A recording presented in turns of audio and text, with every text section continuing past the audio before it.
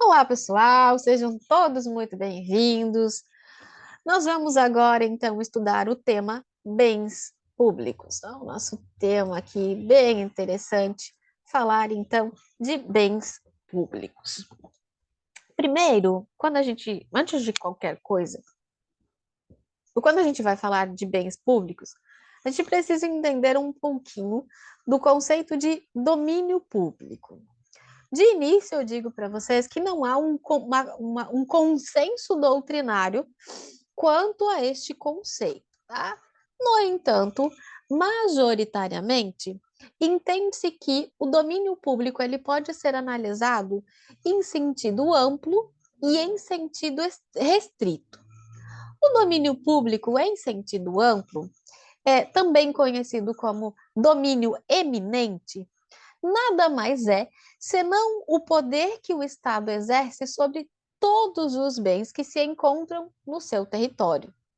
Na verdade, não se faz aqui uma análise de propriedade, mas sim uma análise de soberania exercida dentro do território nacional. Então, quando a gente fala de domínio público em sentido amplo, ou também chamado de domínio eminente, nós estamos falando sobre o exercício de soberania feito sobre todos os bens que estão em determinado território de um país.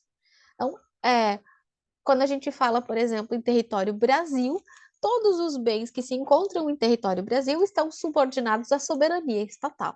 Então, a gente está falando aqui de poder soberano.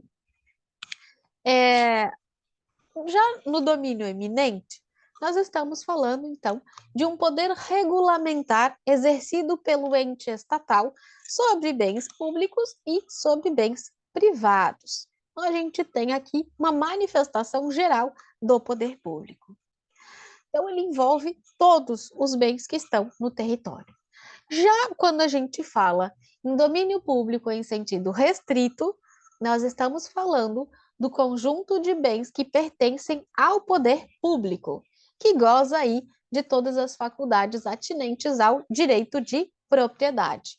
Quando a gente fala, então, de domínio público em sentido restrito, nós estamos efetivamente falando dos bens públicos, ok? E aí, bens públicos, estes que fazem parte do domínio público é o objeto do nosso estudo. Então, nós vamos estudar os bens públicos. Primeiramente, no estudo dos bens públicos, nós precisamos conceituar o que se consideram bens públicos. E aí, para este conceito, nós temos três correntes doutrinárias. A primeira corrente, e que doutrinariamente ela é defendida pelo professor José dos Santos Carvalho Filho, esta corrente, ela entende que são bens públicos única e exclusivamente aqueles que estão estabelecidos, previstos no artigo 98 do Código Civil. E o artigo 98 do Código Civil, ele diz o seguinte: são públicos os bens do domínio nacional pertencentes às pessoas jurídicas de direito público interno. Todos os outros são particulares, seja qual for a pessoa a que pertençam. Então, gente, pela interpretação literal do artigo 98, a primeira corrente defende que são públicos apenas os bens pertencentes às pessoas jurídicas de direito público. Quem são elas, gente? Lá da organização administrativa. Quem são as pessoas jurídicas de direito público? União, estados, Distrito Federal, municípios, autarquias e fundações públicas. Opa, saiu o F aqui. De direito público. Fundação pública, direito público. Então, estes aqui, segundo esta primeira corrente, somente os bens pertencentes a estas pessoas seriam os considerados bens públicos. Então, a gente está levando em consideração aqui, por esta corrente, a titularidade e não a utilização no interesse coletivo. Então, a gente segue essa corrente defendida pelo professor José de Santos Carvalho Filho.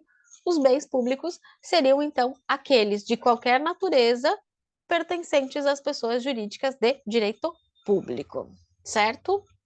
Se cair na prova, gente, de acordo com o artigo 98 do Código Civil, são públicos. Aí você responda, de acordo com 98, aqueles pertencentes às pessoas jurídicas de direito público. Essa é a primeira corrente. Nós temos também uma segunda corrente, que ela é defendida, foi bastante defendida pelo professor Eli Lopes Meirelles. Ele dizia, então, que são públicos os bens pertencentes às pessoas jurídicas de direito público e interno e aqueles pertencentes às pessoas jurídicas de direito privado da administração indireta. Então, ele incluía aqui, pela corrente, além dessas entidades aqui, para o Eli, também seriam públicos os bens pertencentes às empresas públicas e às sociedades de economia mista, tá? Porque elas são integrantes da administração indireta. Essa é a segunda corrente. A terceira corrente, e aí defendida pelo professor Celso Antônio Bandeira de Mello, diz o seguinte: são públicos os bens pertencentes às pessoas jurídicas de direito público, então os pertencentes a estes entes aqui, mas eu tenho também os afetados à prestação de um serviço público independente da pessoa a que pertence. Vamos esclarecer este conceito. O que o Celso está defendendo? Está dizendo o seguinte: os bens pertencentes às pessoas jurídicas de direito público, ok, não tem problema nenhum, tá? Estes são bens públicos sem discussão. Mas ele amplia. Ele não diz de quem é a titularidade. Ele diz, independente de quem seja, se ele estiver afetado, o que significa afetado? Sendo utilizado para a prestação de um serviço público, então ele é um bem público, independente de quem ele pertence.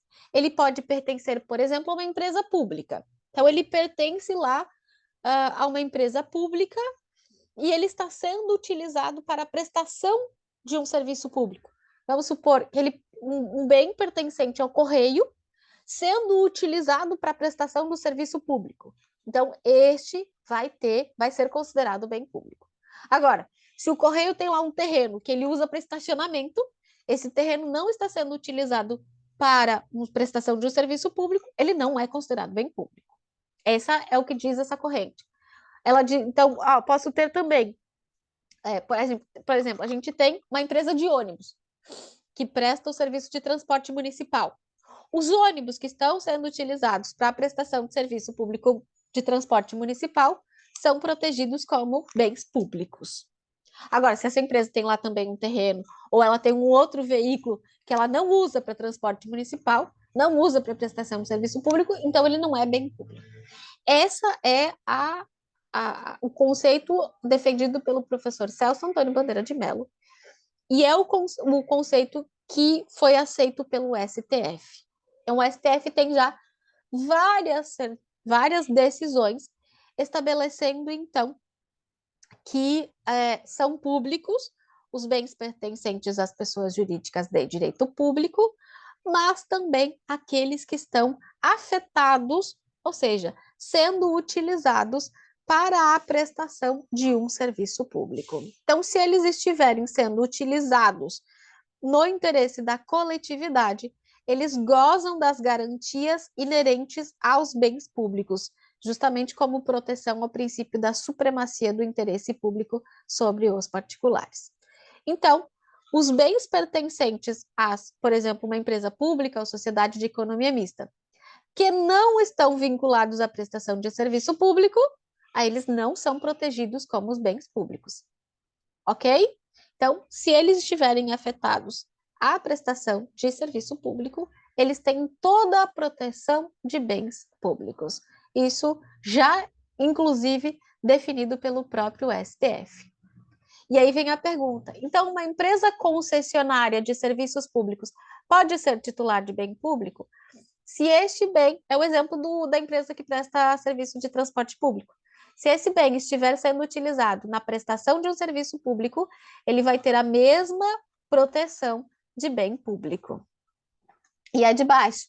Entidade da administração indireta pode ser titular de bem de uso comum do povo, esse aqui eu vou responder depois, porque a gente precisa saber o que é bem de uso comum.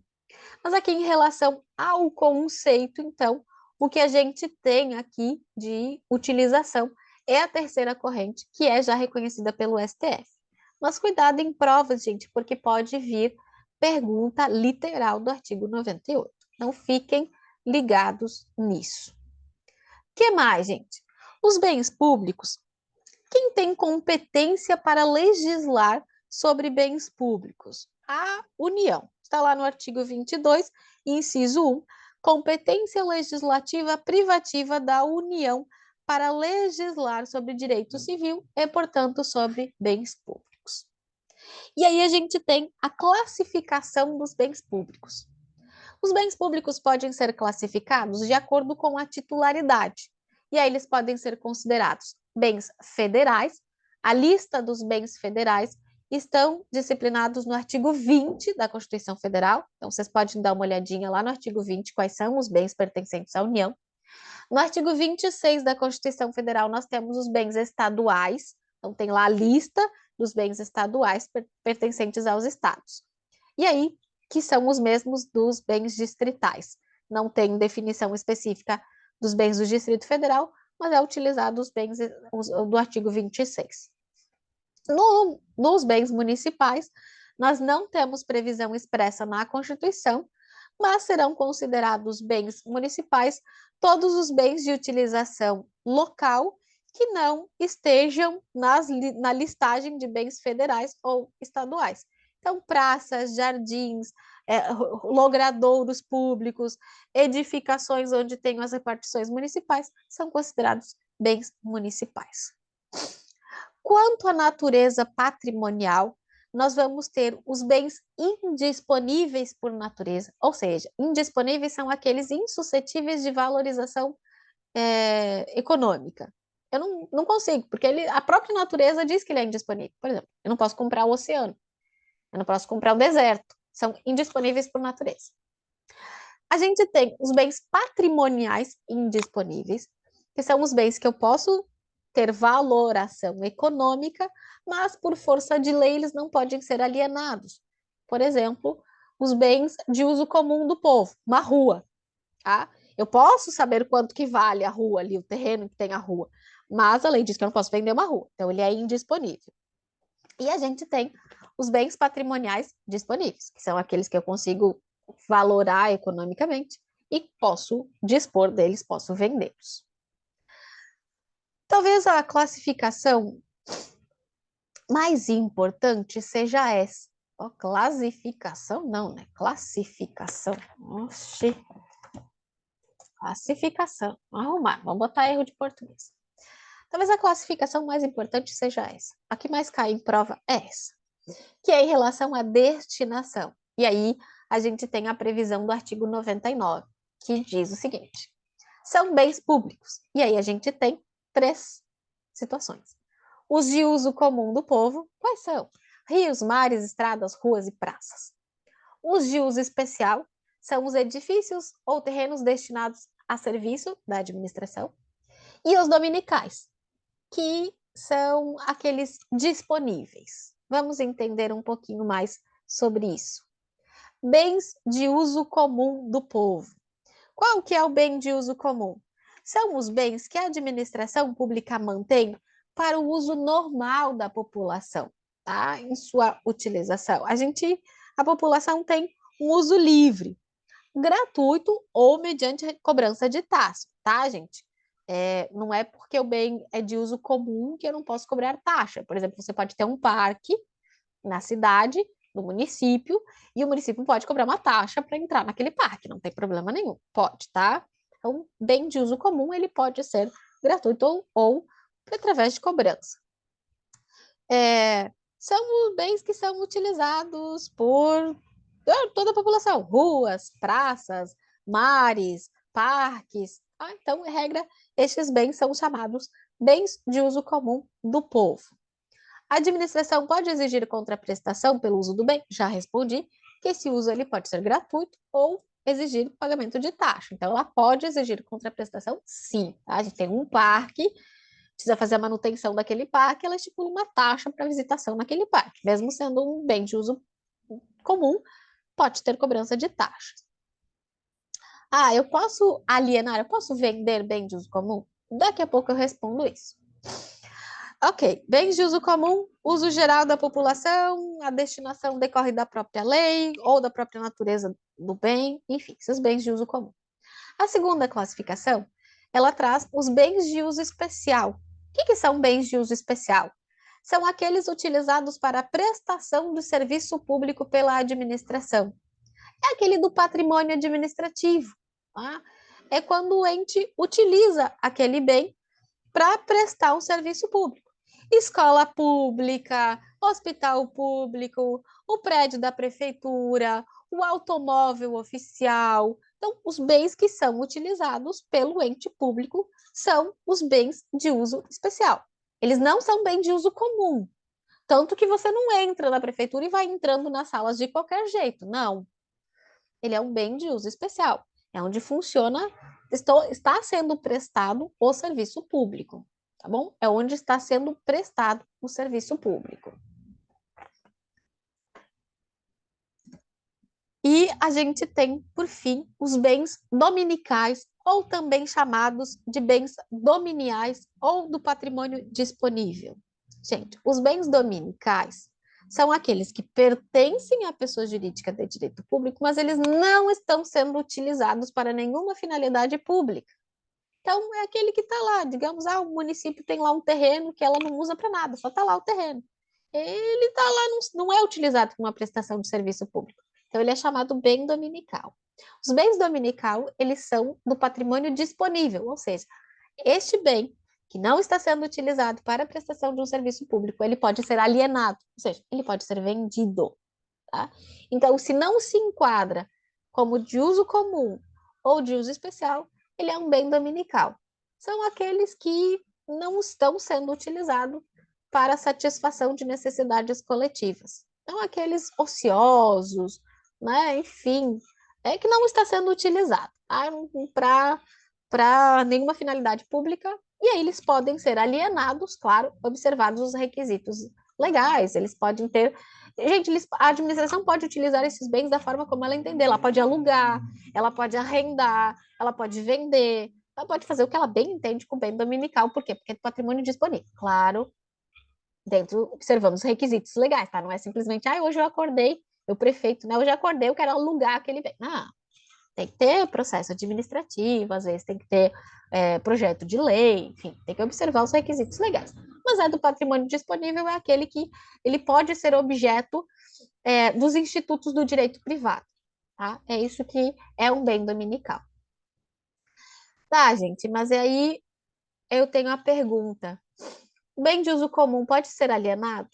O bem de uso especial pode se tornar um bem de uso comum ou um bem dominical?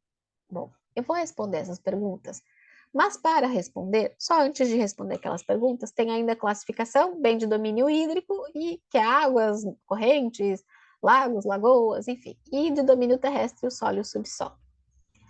E aí a gente chega na afetação e desafetação. Eu sei que você tem a dúvida se pode ser feito uso capião desses bens. Depois eu explico melhor, mas eu já digo para vocês que bens públicos são insuscetíveis de uso capião propriedade. Tá? Você pode morar 100 anos sobre um bem público, você vai entrar com pedido processo de uso capião, ele vai ser indeferido. Isso é previsto no Código Civil. Bens públicos são insuscetíveis de uso capião. Depois eu vou explicar melhor, mas é para tirar a curiosidade de vocês, tá? Não cabe uso capião de bens públicos. Mesmo dos bens dominicais, mesmo desses aqui, não cabe, tá? Não tem uso capião deles. Mas depois eu vou falar das características deles. Então, vamos entender o que significa afetação e desafetação, tá? Que daí a gente vai entender a diferença aí dessa classificação. O que é a afetação? Afetar não é dar afeto, tá? A gente pegar o bem público e abraçar. Não, não é. O que é a afetação aqui? É dar destinação pública ao bem. É dar uma utilização pública àquele bem. Eu construo um prédio né? E aí, ali vai funcionar uma escola. O que que eu fiz? Eu afetei o bem. Só o contrário, que é a desafetação, é retirar a destinação pública. E aí, gente, o simples uso gera a afetação, mas o desuso não gera desafetação. A desafetação somente pode ser feita por lei ou ato administrativo específico. Vamos pensar num exemplo para facilitar? Vamos lá. Digamos que eu tenho a cidade X, tá? O município X. E o município X tem a escola Formosa, tá? A Escola Municipal Formosa. Ela é a escola. E essa escola, ela funciona num prédio, mas o prédio está bem velhinho, antigo, né? Já não cabe todo mundo, enfim. Aí o município, ele resolve construir uma escola nova, um prédio novo. E aí ele construiu o prédio novo. Ficou pronto o prédio novo, o que que acontece? Pega os professores, alunos, servidores e começa a funcionar a escola Formosa nesse prédio aqui. Quando esses alunos vieram para o novo prédio, ocorreu o quê? A afetação. O uso gera afetação. Esse prédio novo, agora, ele é um bem de uso especial. E esse outro que estava sendo utilizado, ele é um bem de uso especial. Mas agora ninguém mais está usando, ele não está sendo utilizado para uma. Não tem nada, ele está vazio. É. Mas desuso não gera desafetação. Aí o que, que tem que fazer? Tem que ir lá fazer uma lei, um projeto de lei, prefeito, né? Ou um ato administrativo declarando que aquele bem foi desafetado, ou seja, eu retirei a destinação pública dele. E aí agora, esse prédio onde funcionava a escola, não, a afetação pode ser por lei ou pelo uso. Ah, eu posso. Geralmente já começa a usar, já está afetado. Então, geralmente não preciso de lei, mas se quiser, pode fazer. Não tem problema nenhum. Tá? Se quiser formalizar, pode ser por lei, pode ser por ato administrativo para formalizar. Mas começou a usar, ele está afetado, porque eu estou utilizando ele para um interesse público. Agora, desafetação, preciso fazer um ato dizendo, olha, o prédio onde funcionava a escola tal, agora ele está desafetado. Se eu desafetei, gente, esse bem, que antes era um bem de uso especial, porque funcionava a escola, quando eu desafetei, ele se tornou o quê? Ele se tornou um bem dominical. Ele foi para o patrimônio disponível. Então, vejam essa pergunta aqui, ó. Bens de uso especial pode ter seu enquadramento alterado? Pode. Ele era um bem de uso especial, segui o prédio que funcionava a escola, não funciona mais a escola, não funciona mais nada, fiz um ato desafetando, agora ele virou um bem dominical. Então, sim, eu posso ter o enquadramento alterado. Certo? Bens das empresas estatais prestadoras de serviços públicos submetem-se ao regime jurídico próprio de bens de uso especial? Ok, sim. Porque se ele está sendo utilizado para a prestação de um serviço público, ele recebe a proteção de bem público. Tá, e agora? Bem de uso comum pode ser alienado? Bom, vamos lá de novo na afetação e desafetação. Gente, todo bem que estiver afetado, e os bens de uso comum são bens afetados, porque é de uso comum de todo o povo. Todo bem afetado não pode ser alienado. Se eu quiser alienar um bem público, o que que eu preciso fazer? Qual é a primeira coisa que eu preciso fazer? Desafetar. Primeira coisa. Professor, eu posso desafetar um bem de uso comum? Posso. Digamos, tem lá um local e que funcionava, era uma pracinha, era uma praça. Praça é bem de uso comum. Mas com o tempo ficou abandonado, ninguém mais usa, virou um terreno lá abandonado. E a administração não quer transformar, não quer utilizar aquele espaço. Vai lá o prefeito, quem afeta ou desafeta é o executivo, que é o proprietário do bem. Então, se o bem é municipal, é o chefe do executivo municipal que afeta e desafeta. Se é estadual, é o governo, se o governador. Se é federal, aí é o presidente. Tá bom? Cada um, se pertence a uma autarquia, é o diretor da autarquia. Se pertence a uma empresa pública, é o diretor lá da empresa pública. É o dono do bem é que afeta e desafeta. Aí, digamos que a praça ali pertencente ao município, praça bem de uso comum, ninguém mais utiliza aquela praça, tá? Não está sendo utilizada, mas aí o município não quer mais transformar em praça. Só que tem gente interessada em comprar aquela praça. Pode vender? O que ele vai fazer? Ele primeiro desafeta a praça. Então, quando ele desafeta, ela deixa de ser bem de uso comum e se torna bem dominical. Quando ela se tornou bem dominical, ela pode ser alienada. Então, bem de uso do comum do povo pode ser alienado? Enquanto bem de uso comum, ele não pode. No entanto, se eu desafetar e transformar ele em bem dominical, aí pode alienar. Então, enquanto bem, se ele é classificado como bem de uso comum, eu não posso alienar. Eu preciso mudar a classificação. Preciso transformar ele em bem dominical através da desafetação, e aí eu posso alienar. É claro que aí vai ser difícil alienar uma rua, enfim. Às vezes uma praça que deixou de ser praça e virou um terreno abandonado, às vezes aliena, desafeta e aliena. Esse prédio da escola aqui que funcionava a escola, eu desafetei, eu posso vender, certo? Então, os bens de uso comum, os bens de uso especial, enquanto nesta classificação, eles não podem ser alienados. Para alienar, eu preciso desafetar, preciso transformar em bem dominical, e aí sim eu posso alienar. Então, só podem ser alienados os bens que estiverem enquadrados como bens dominicais. Entendido isso? Então, cuidado aqui com a afetação e a desafetação. E aí, tem também um entendimento. Eu disse para vocês que a afetação pode ser feita por ato, pode ser feita por lei, mas geralmente o uso já afeta. A desafetação por lei ou ato administrativo. O desuso não gera desafetação.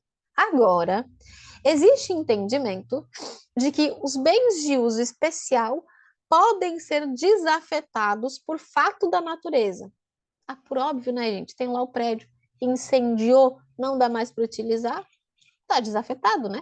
Então, tem esse entendimento, não é completamente pacífico, mas tem esse entendimento de que se houver um fato da natureza que não permite mais o uso, ele vai ser desafetado, tá? Ele vai ser considerado desafetado.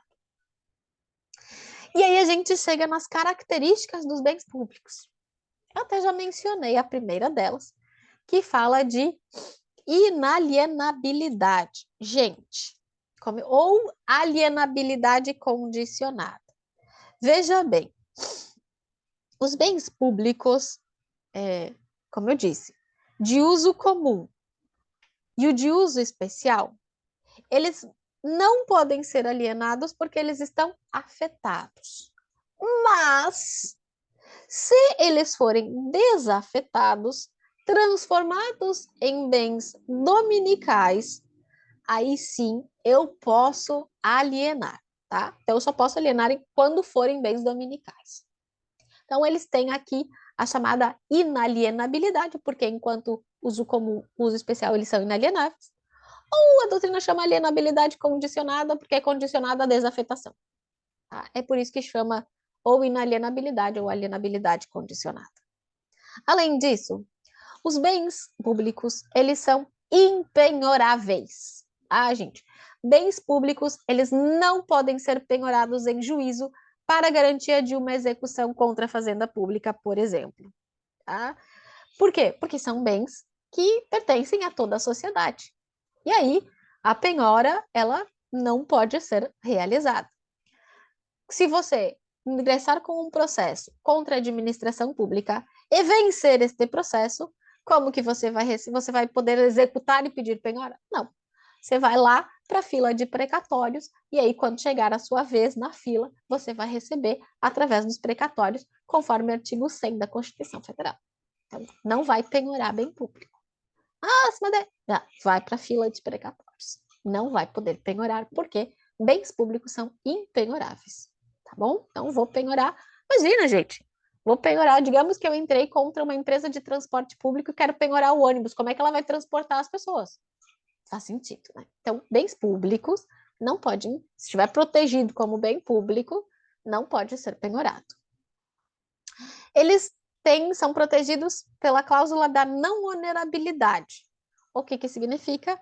Eles não podem ser objetos de direito real de garantia, ou seja, não estão sujeitos ao penhor, anticrese e à hipoteca para garantir débitos do ente estatal. Então, o ente público não pode oferecer um bem em garantia, tá, gente? Não é possível. E, por fim, gente, os bens públicos, eles são imprescritíveis. Não prescreve? Não, calma. Nós sabemos que uso capião é também chamada de prescrição aquisitiva. Por isso, se diz que os bens públicos são imprescritíveis. Os bens públicos não podem ser adquiridos através de uso capião. Então, bens públicos, não móveis ou imóveis, não estão sujeitos a uso capião, tá, gente? Inclusive atingindo os bens dominicais não afetados. Também não cabe uso capião de bens dominicais. Isso está previsto no artigo, expressamente, no artigo 102 do Código Civil. E aí a gente tem também na Constituição Federal, nos artigos 183, parágrafo 3º e 191, parágrafo único da Constituição Federal. Vou colocar aqui para vocês. A imprescritibilidade. Vou colocar aqui. 102 do Código Civil. Artigo 183, parágrafo 3º, e 191, parágrafo único da Constituição Federal. E nós temos também a súmula 340 do STF, que estabelece o seguinte, do STF, que estabelece que, desde a vigência do Código Civil, os bens dominicais, como os demais bens públicos, não podem ser adquiridos por uso capião, tá? Então, os bens públicos, eles não podem ser adquiridos por meio de uso capião, certo, gente? Não cabe uso capião de bens públicos. Eu estou falando no uso capião de propriedade. Por quê? Se vocês pesquisarem na jurisprudência do STF, vocês vão encontrar uso capião de posse de bens públicos, tá? Que às vezes vem lá de uma concessão de direito real, enfim. Mas existem algumas decisões do STF em que a pessoa está lá há muito tempo, enfim, e aí o STF concede uso capião de uso. Ela não se torna propriedade, mas ela pode usar aquele bem, tá? Então a gente tem algumas decisões de uso capião de uso, mas propriedade não vai adquirir. Professora, mas eu já vi lá no meu município algumas pessoas que invadiram o terreno público e aí construíram casas sobre elas. O que que vai acontecer? Elas não vão adquirir, elas já estão morando lá há 50 anos. Não, por uso capião, não. Provavelmente o município vai fazer uma política pública de alienação daqueles bens por valores razoáveis e as pessoas vão pagar, enfim, e vão se tornar proprietários daqueles bens através de um programa de regularização. Pode acontecer isso, tá? Fez lá um programa de regularização e aí fez lá alienação ou doação, enfim, mas não por uso capião. Se entrar no judiciário, o judiciário vai dizer que não pode uso capião de bem público. Ok, gente?